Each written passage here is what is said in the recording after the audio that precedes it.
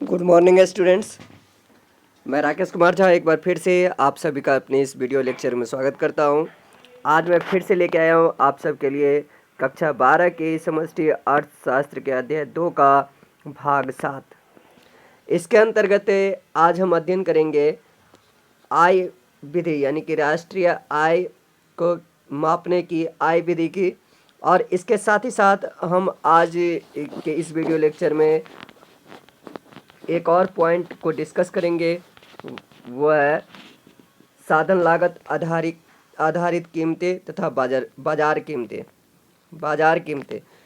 तो ये जो है आज का हमारा टॉपिक है। आगे बढ़ने से पहले आप सबसे फिर से मेरा एक रिक्वेस्ट है कि यदि आप हमारे इस चैनल पर नए हैं तो प्लीज़ हमारे चैनल को सब्सक्राइब अवश्य कर लें और साथ ही साथ ऑल नोटिफिकेशन बेल को भी ऑन कर लें ताकि आपसे कोई भी उपयोगी वीडियो मिस ना होने पाए। तो आइए शुरू करते हैं हम आज का ये वीडियो लेक्चर। देखो, आरंभ में ही बताया गया है कि अर्थव्यवस्था में अंतिम व्यय का योग उत्पादन के सभी कारकों की सम्मिलित आय यानी कि उत्पादन में जो जो कारक शामिल हैं उस सब के का कुल योग यानी कि अंतिम वस्तु पर किया गया व्यय है।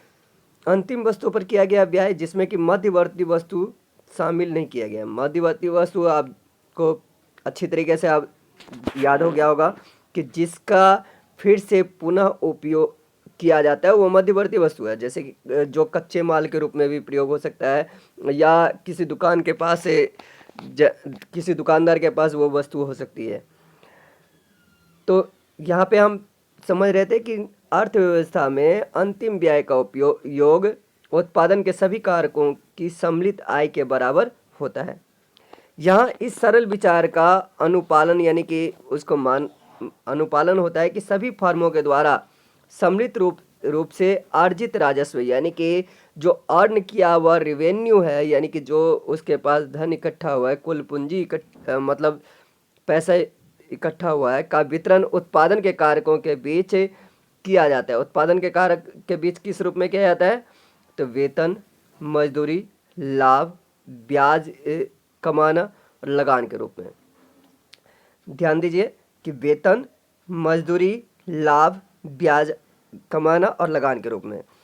अब परिवारों की संख्या को यदि कैपिटल एम मान लेते हैं तो आय व्यय परिवार यानी कि परिवारों की संख्या है। ये किसी वर्ष विशेष में मजदूरी और वेतन को WI मान लेते हैं यानी कि जितनी भी परिवार है उस सब की कुल आमदनी यानी मजदूरी या वेतन।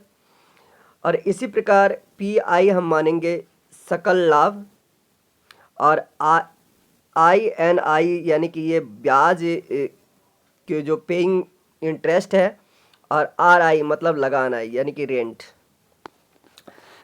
आय व्यय परिवार के द्वारा किसी वर्ष विशेष में प्राप्त होता है। अतः सकल घरेलू उत्पाद निम्न प्रकार से व्यक्त किया जाएगा।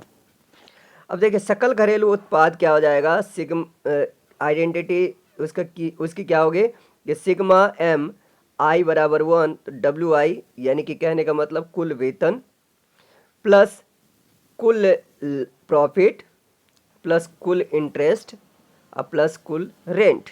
तो ये आइडेंटिटी इसको साधारण में हम लिख सकते हैं W plus P plus IN plus R। अगर इसको हम समीकरण 2.2, 2.4 और 2.5 को एक साथ करेंगे तो वो इस प्रकार से हो जाएगा। यहाँ पे हमने सिग्मा WI को W से इंडिकेट यहाँ पे किया गया है और ये सिग्मा MPI को P के रूप में इंडिकेट किया गया, I को ये IN से इंडिकेट किया गया है, सिग्मा RI को R से इंडिकेट किया गया, इसलिए ये WPIN प्लस R हुआ। यदि 2.2 आप कहाँ है देख लीजिए, थोड़ा जल्दी हम देख लेते हैं। यहाँ ये देखिए ये हो गया आपका 2.3 और यहाँ पे अब आपका आ जाएगा 2.2। तो ये है 2.2 यानी कि GDP आइडेंटिटी ये वाला है। GDP identity sigma N I बराबर 1 GVAI, तो जिसको GVA भी हम कह सकते हैं साधारण भाषा में। तो अब इसमें अब उसके बाद क्या करना है, 2.4। अब देखिए 2.4 आपका यहाँ पे आ गया, 2.4 ये रहा, CIGX-M। इसमें यदि आप 2.5 मतलब इसको W+P+IN+R इस सब को अगर आप शामिल करते हैं तो ये हो जाता है आपका कि सिग्मा सकल घरेलू उत्पाद यानी कि GDP, ग्रॉस डोमेस्टिक प्रोडक्ट, बराबर हो जाता है सिग्मा N GVI। वो किसके आइडेंटिटी होती है, तो C+I+G+X-M। और ये किसके आइडेंटिटी होती है, लगभग बराबर होती है, तो W+P+IN+R। इस तरीके से हमें ये पता चल रहा है कि जो मूल्यवर्धन विधि की जितनी वैल्यू होगी वही जो है ना व्यय विधि की वैल्यू होगी, और वही आय विधि की भी का भी मान होगा। अब देखिए यह दृष्टिगत है, दृष्टिगत मतलब ये ध्यान देने वाली बात है कि आइडेंटिटी तादात्म्य 2.6 जो है आई फर्म द्वारा ग्रहण किए गए नियोजित और अनियोजित दोनों प्रकार के निवेशों का बोध कराता है, यानी प्लांट और अनप्लांट दोनों तरह के निवेश का बोध कराता है। अब देखिए जरा, चूंकि हमने देखा आइडेंटिटी 2.2, 2.4 और 2.6 एक ही प्रकार के परिवर्तन, यानी कि एक ही प्रकार की बातों को दिखाता है, एक ही प्रकार के आउटपुट इससे आते हैं, लेकिन ये एक ही प्रकार के परिवर्त सकल घरेलू उत्पाद के अलग अलग अभिव्यक्तियां, यानी कि बताने का तरीका अलग अलग है। इसलिए हम रेखा चित्र 2.2 द्वारा समतुल्यता को प्रदर्शित कर सकते हैं। देखिए जैसे कैसे, यहाँ पे ये देखिए,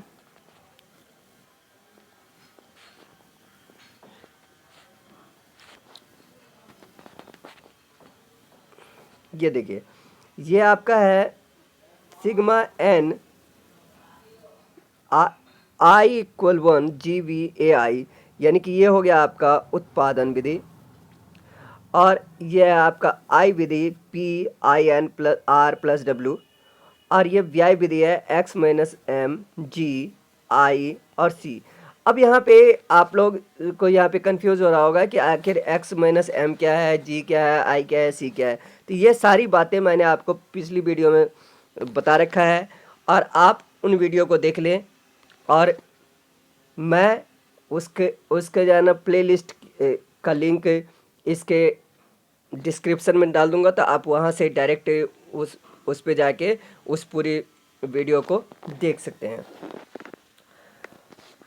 यह देखने के लिए कि कैसे जीडीपी के आकलन के लिए तीनों विधियों के समान उत्तर मिलता है, आइए एक संख्यात्मक उदाहरण पर नज़र डालते हैं। अब यहाँ पे दो फॉर्म है ए और बी, तो मान लेते हैं कि ए कोई कच्चा माल प्रयोग नहीं करती है और 50 रुपये मूल्य के कपास का उत्पादन करती है, यानी कि इसमें इसके पास कोई कच्चा माल का उपयोग इसने नहीं किया है, सिर्फ 50 रुपये का उत्पादन किया है। फर्म ए अपने कपास को बी को बेचती है और इसका प्रयोग वो क्या करता है, कपड़े बनाने में करता है। बी 200 रुपये के उपभोक्ताओं 200 रुपये का कपड़ा बना के उसको बेच देता है। तब इस तरीके से उत्पादन चरण में जीडीपी या मूल्य वृद्धि कितनी होगी, तो देखिए मूल्यवर्धन क्या होता है, बिक्री माइनस मध्यवर्ती वस्तु। तो ए का अगर हम देखें मूल्यवर्धन, जो ए फॉर्म ए का अगर देखें तो वो किसके बराबर हो जाएगा, तो 50 - 0 यानी कि 50। और बी का मूल्यवर्धन कितना हुआ था, 200 रुपये के उसकी का उत्पादन हुआ, उसमें मध्यवर्ती वस्तु उसने 50 रुपये का कपास प्रयोग किया था, तो इस तरीके से उसका मूल्यवर्धन हुआ 150 रुपये का।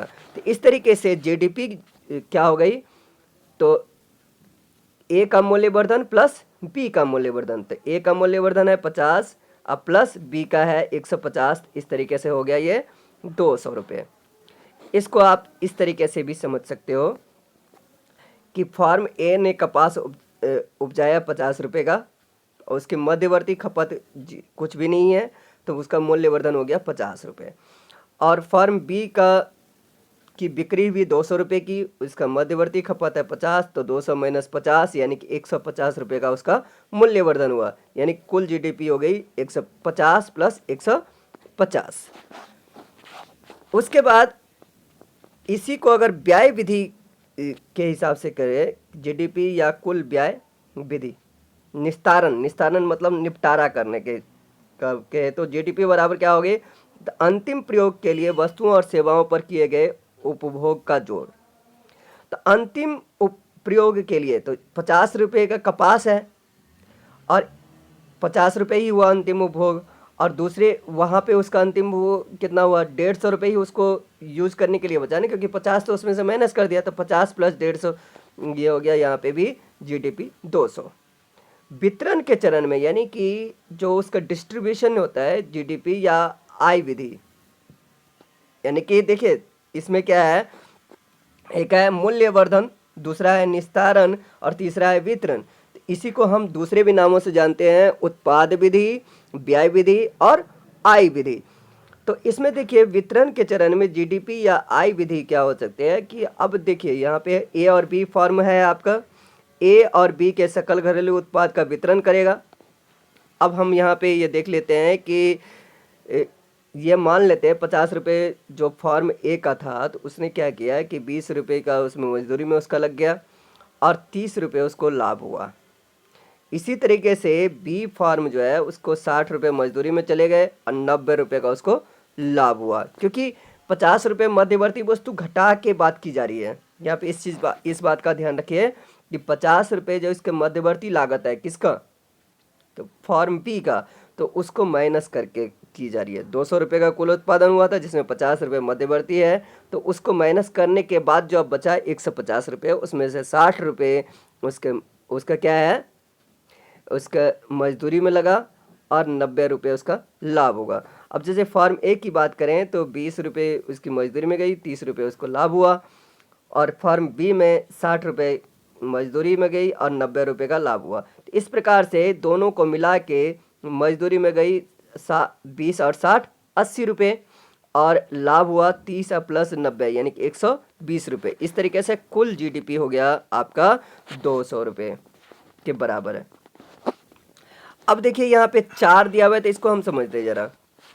इस उदाहरण में किराया और ब्याज को कारक भुगतान में शामिल नहीं किया गया है, इससे मूल परिणामों में अंतर नहीं आएगा। मजदूरी का भुगतान करने के बाद फर्म शेष मूल्य को किराया, ब्याज एवं मुनाफा के बीच वितरित करती है, इसे ऑपरेटिंग अधिशेष कहते हैं, ऑपरेटिंग सरप्लस कहा जाता है इसे। ठीक है, अब देखिए अब हमारा अगला टॉपिक है साधन लागत, आधारित कीमतें तथा बाजार कीमतें। भारत में राष्ट्रीय आय का सर्वाधिक महत्वपूर्ण मापक साधन लागत पर जीडीपी रहा है। साधन लागत आखिर होता क्या है, सबसे पहले यह समझना हमारे लिए बहुत जरूरी है। साधन लागत यानी कि जो आपकी ने उसमें लागत लगाया है उस पर जीडीपी। तो भारत सरकार का केंद्रीय सांख्यिकी कार्यालय जिसको सीएसओ कहते हैं, ठीक है, सीएसओ सेंट्रल स्टैटिक ऑर्गेनाइजेशन साधन लागत पर जीडीपी का तथा बाजार कीमत पर जीडीपी का आकलन करता रहा है। 2 तरीके से इसने यह आकलन करता रहा है, एक क्या साधन लागत पर, दूसरा बाजार कीमत पर, यानी कि बाजार में जो कीमत होती है उसके आधार पर। 2015 में किए गए पुनः अवलोकन यानी कि फिर से जो उसका रिव्यू किया गया, उसमें सीएसओ ने साधन लागत पर जीडीपी को आधारित कीमतों पर सकल मूल्य वृद्धि द्वारा प्रतिस्थापित कर दिया गया है। यानी कि आधारित, जैसे जो आधार वर्ष एक निश्चित किया जाता है, अभी का आधार वर्ष ध्यान रखिए कि अभी का आधार वर्ष है 2011-12, ये आधार वर्ष है। तो इसके आधार पर जो गणना की जाती है उसे सकल मूल्य वृद्धि कहा जाता है, यानी कि ग्रॉस वैल्यू एडेड द्वारा प्रतिस्थापित कर दिया गया। यानी कि उसके जगह पे पहले साधन लागत पर जीडीपी जो था उसी को जीवीए में क्या कर दिया, सब्स्टिट्यूट कर दिया, यानी कि उसको स्थानांतरित कर दिया गया। अब बाजार कीमत पर जीडीपी जिसे अब क्या कहा जाता है, सिर्फ जीडीपी कहा जाता है। जीडीपी का मतलब ही होता है बाजार कीमत पर जीडीपी। अब सर्वाधिक महत्वपूर्ण मापक है जीवीए के विचार पर हम पहले ही चर्चा कर चुके हैं। सकल मूल्यवर्धन के ऊपर इससे पहले ही बात की जा चुकी है। यह एक अर्थव्यवस्था में उत्पादित उत्पादन में से मध्यवर्ती उपभोग। अब मध्यवर्ती उपभोग क्या होता है कि वह उत्पादन जो अन्य वस्तुओं के उत्पादन में चला जाता है तथा जिसका प्रयोग अंतिम उपभोग के लिए नहीं किया जाता है। तो एक अर्थव्यवस्था में उत्पादित उत्पादन में से मध्यवर्ती उपभोग को घटाने पर क्या प्राप्त होता है, आपको जीवीए प्राप्त होता है। यहां हम आधार वर्ष की कीमतों की अवधारणा की चर्चा करेंगे। साधन लागत आधारित कीमतों तथा बाजार कीमतों में विभेद यानी कि अंतर। शुद्ध उत्पादन करों। शुद्ध उत्पादन कर का मतलब क्या है कि उत्पादन कर माइनस उत्पादन उपदान। उपदान मतलब सब्सिडी, जो छूट दी जाती है सरकार के द्वारा। तो उत्पादन उपदान तथा शुद्ध उत्पाद करों। शुद्ध उत्पाद कर का मतलब है उत्पादन का कर माइनस उत्पाद उपदान यानी कि सब्सिडी में अंतर पर आधारित है। समझिए कि किस पे आधारित है, शुद्ध उत्पादन कर तथा शुद्ध उत्पाद कर के में अंतर जो है उस पर आधारित है। क्या, तो साधन लागत आधारित कीमत और बाजार कीमतों में अंतर, ये दो चीज़ों पे निर्भर करता है। उत्पादन कर तथा उपदान यानी कि सब्सिडी उत्पादन के संदर्भ में होते हैं तथा उत्पादन की मात्रा से स्वतंत्र है, यानी कितनी मात्रा करनी है, कितने मात्रा की उत्पादन होनी है, वो उसके लिए ये क्या होता है, स्वतंत्र होता है, आज़ाद होता है। क्या, फिर से समझिए, उत्पादन कर तथा उपदान यानी कि जो आपका उत्पादन पे जो टैक्स दिया जा रहा है और उसमें सब्सिडी, तो उत्पादन के संदर्भ में होता है और इसमें मात्रा क्वांटिटी कुछ फिक्स नहीं होती है। अब इसमें क्या क्या आता है, जैसे भूमि कर, स्टाम्प शुल्क और पंजीकरण शुल्क, रजिस्ट्रेशन फी और लैंड टैक्स, ठीक है, और उसके बाद स्टाम्प फी हो जाता है। तो दूसरे तरफ उत्पाद कर तथा उपदान, पहले ये समझिए कि यहाँ पे क्या है, इसका एग्जाम्पल क्या है, उत्पादन कर और उपदान का तो भूमि कर है, स्टाम्प शुल्क है और पूंजी शुल्क है, इसमें सरकार के द्वारा छूट भी दी जाती है। दूसरे तरफ उत्पाद कर और उपदान इकाई उत्पाद के संदर्भ में होता है, यानी कि पर हेड यानी कि पर पीस के का होता है। इसमें क्या क्या होता है, तो उत्पादन कर यानी कि जो उत्पादन कर, उत्पादन पे लगने वाले कर टैक्स, और उसके बाद सेवा कर सर्विस टैक्स, निर्यात यानी कि एक्सपोर्ट टैक्स और इंपोर्ट पर लगाए गए कर यानी इंपोर्ट टैक्स भी इसमें शामिल किया जाता है। साधन लागत में केवल उत्पादन के साधनों को किया गया भुगतान शामिल होता है। देखिए, साधन लागत का मतलब क्या है, साधन लागत में क्या क्या हम शामिल करेंगे, तो उत्पादन के साधनों पर किया गया भुगतान, इसमें कोई कर शामिल नहीं होता। ध्यान रखिएगा कि उत्पादन के साधनों पर जो किया गया भुगतान होता है वही शामिल होता है, इसमें कोई टैक्स शामिल नहीं किया जाता है। लेकिन बाजार कीमतों पर जीडीपी के आकलन के लिए हमें साधन लागत की करों को जोड़ना पड़ता है। अब साधन लागत प्लस टैक्सेस यानी कि कर और उपदान को यानी कि सब्सिडी को फिर उसके बाद घटाना पड़ता है। ध्यान दीजिए, साधन लागत में टैक्सेस को जोड़ने के बाद सब्सिडी को घटाना पड़ता है। आधारिक कीमतें यहीं कहीं बीच में है, इनमें उत्पादन करों को उपदान घटाकर शामिल किया जाता है। उत्पादन करों को उपदान घटाकर, उपदान यानी कि उत्पादन के लिए जो सब्सिडी दी जाती है उसको घटा के। लेकिन उत्पाद करों में उत्पाद उपदान को घटाकर इसको शामिल नहीं किया जाता है, उत्पाद करों में इसको शामिल नहीं किया जाता है आधारिक कीमतों में। अतः बाजार कीमतें प्राप्त करने के लिए हमें आधारिक कीमतों में उत्पाद करों यानी कि उत्पाद उपदान घटाकर को जोड़ना पड़ता है, यानी कि आधारिक कीमतों में उत्पाद करों को जब जोड़ देंगे तो आपका आ जाएगा बाजार कीमत पे जीडीपी। जैसा कि ऊपर कहा गया है कि अब सीएसओ आधारित कीमतों पर जीवीए का यानी कि सकल मूल्यवर्धन का निर्मोचन करती है, यानी कि निर्गत करती है, यानी कि उसको जारी करती है। तो इस प्रकार हमें शुद्ध उत्पादन कर शामिल होते हैं, किंतु शुद्ध उत्पाद कर नहीं। ध्यान रखिएगा, शुद्ध उत्पादन कर शामिल होता है लेकिन शुद्ध उत्पाद कर नहीं। शुद्ध उत्पादन कर का मतलब है कि कोई भी मात्रा हो सकती है, लेकिन शुद्ध उत्पाद कर का मतलब है कि प्रति इकाई, पर यूनिट। ध्यान इस बात का रखना है कि कंफ्यूज नहीं करना है कि यहाँ पे शुद्ध उत्पादन कर का मतलब है कि जो कोई भी मात्रा हो सकती है, चाहे वो 1000 हो, 10,000 हो, 5,000 हो, कुछ भी हो, लेकिन शुद्ध उत्पाद कर जहाँ पे होगी तो पर यूनिट जो टैक्स लगता है।